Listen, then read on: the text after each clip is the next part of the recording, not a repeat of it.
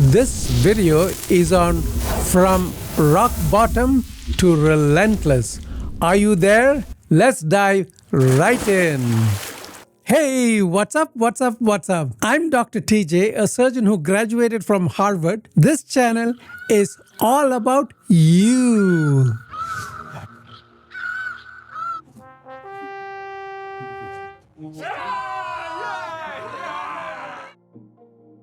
Do me a quick favor.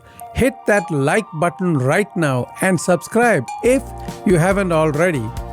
Subscription is free. It helps to get the message to more people and you support this channel.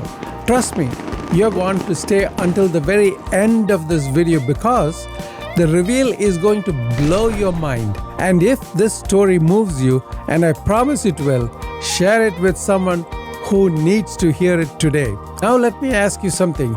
Have you ever felt like you've hit rock bottom? Like you've lost everything? Your career, your relationship, your dignity gone? What if I told you that one of the highest paid, most beloved actors on the planet, someone who literally became a superhero to millions, was once found unconscious in a stranger's home, arrested 5 times, and told by Hollywood that he was unemployable? This is that story. And by the end, you're going to understand why rock bottom isn't the end. It's the beginning. Let me take you back to the 1980s. Imagine a young actor with undeniable talent, charisma that jumps off the screen. At just 20 years old, he's already landing roles in major films. By the late 80s, he's starring alongside Hollywood's elite, working with the Brad Pack, getting critical acclaim. Then came 1992-1993. His performance in a biographical film Chaplin earned him his first Academy Award nomination the following year in 1993. Critics are calling him a genius. He's on top of the world. Magazine covers, red carpets, fame, fortune, everything is going perfectly. He's living the dream that most people only, dream about. But here's what nobody sees, what the cameras don't capture, what the tabloids don't print yet. Behind the scenes, something dark is growing.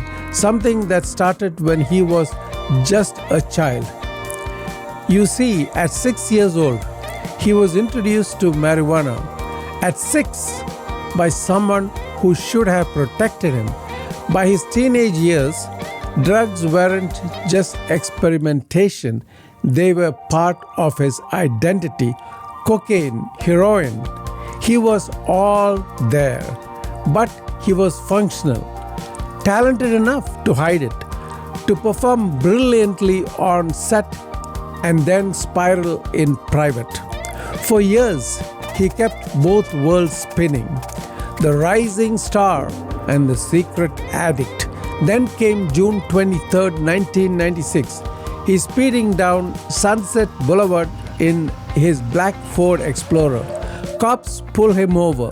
What they find changes everything: heroin, cocaine, crack cocaine, and an unloaded .357 Magnum handgun. He's arrested. But it gets worse. A month later, still out on bail, he wanders into a neighbor's home in Malibu. He strips down to his underwear and falls asleep in a child's bed. The family finds a stranger passed out and calls 911. They chose not to press charges, but the incident becomes infamous. The Goldilocks incident. This is the moment when the world truly sees the depth of his addiction. The arrests keep coming. 1997, 1998, 1999. He's cycling in and out of jails and rehab centers. Treatment programs fail. Interventions fail. Friends and family are terrified he won't survive. In court, in 1999, standing in orange prison clothes and shower sandals, he tells the judge, "It's like I have a shotgun in my mouth and I've got my finger on the trigger. And I like the taste of the gunmetal, end quote. The judge sentences him to 3 years in prison. He serves 1 year at the California Substance Abuse Treatment Facility. When he gets out, Hollywood won't touch him. He's toxic, uninsurable. The insurance premiums to cast him are astronomical. No studio will pay them. His wife files for divorce. He's broke, bankrupt, homeless. In 2001, he's found wandering barefoot through Culver City, clearly under the influence. He's arrested again. He loses his role on a hit TV show where he just earned a Golden Globe. He has lost everything: his money, his family, his career, his dignity. Yes, rock bottom. But here's the thing about rock bottom. It's also the place where you find out who you really are. Because in 2003, something changed. His girlfriend, who would become his wife, gave him an ultimatum: choose me, choose life, or lose everything for good. And for the first time, he chose life. He committed fully to recovery, to 12-step programs, to therapy, to meditation, to yoga, to the daily grind of sobriety. He stopped running from his demons and faced them head on. But here's the problem. Hollywood had written him off. Nobody would hire him. Nobody believed in him, except one person, a friend, a fellow actor who had his own battles, personally paid the insurance premium so this man could act again, paid it out of his own pocket. That friend was Mel Gibson, and the film was The Singing Detective in 2003. It was a small role, a chance, a lifeline, and he grabbed it with both hands. Slowly, brick by brick, he rebuilt. He showed up on time. He worked harder than anyone. He proved he was serious. In 2005, he landed a role in Kiss Kiss Bang Bang, then Zodiac, then A Scanner Darkly, and then 2008 happened. A director took a massive gamble on him, cast him as a billionaire genius with a dark past who builds a suit of armor to save the world. The film was called Iron Man. It became a global phenomenon. He became Tony Stark. He became Iron Man. And that role redefined not just his career, but superhero movies forever. From 2008 to 2019, he appeared in the Marvel Cinematic Universe films that grossed over $14 billion worldwide. He became the highest paid actor in Hollywood from 2013 to 2015. In 2024, he won an Academy Award for Best Supporting Actor for his role in Oppenheimer. The man who was once unemployable became irreplaceable. The man who couldn't get insured became one of the most bankable stars in history.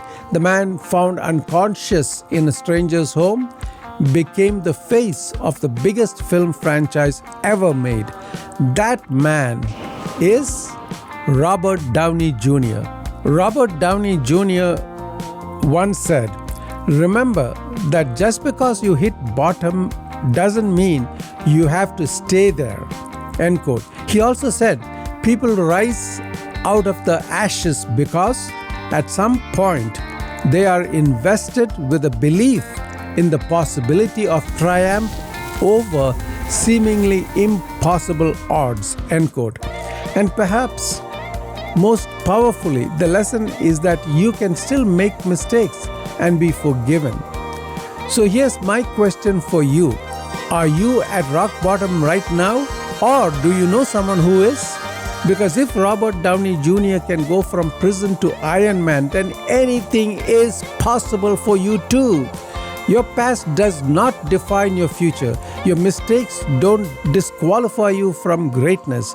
Rock bottom isn't the end. It's the launch pad. Here's your challenge. This week, I want you to do one thing that moves you forward. Just one. It could be asking for help. It could be making that difficult call.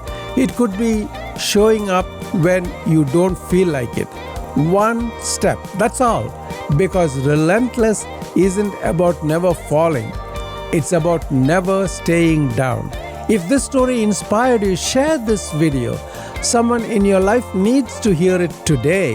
Hit that subscribe button, drop a comment telling me your comeback story, and remember, your comeback is waiting. Go claim it now.